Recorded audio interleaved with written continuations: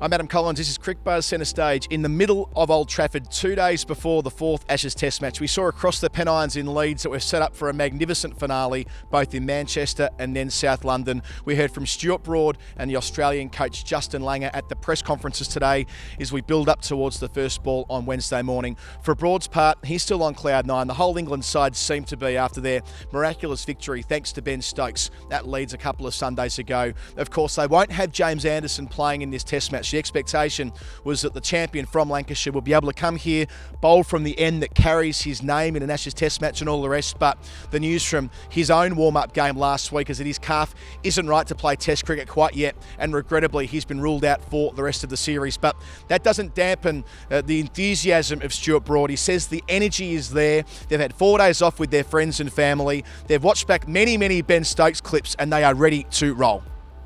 We've come here enjoying what happened last week, but know that that's gone, but also not forgetting about that, because we can take a lot of energy, a lot of spirit from the way we stayed in that Test match throughout. Yes, we had a terrible first innings batting display of 60 odd, but to keep going and fight our way back into that game, and the mindset that we did that with, I can genuinely say we never felt out of that game. We never felt out of the battle, and the language within changing room was always positive and how we're going to get the result, and that's exactly the same mindset that we need here at Old Trafford.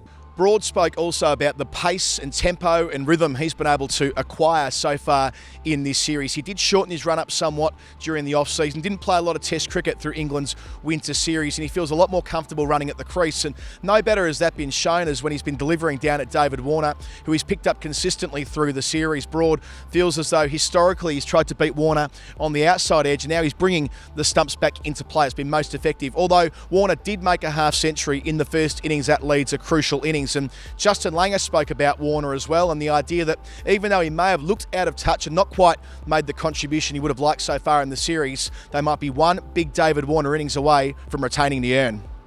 He's preparing as well as he can for this Test match. He's got some pretty good balls throughout the series, and that can happen.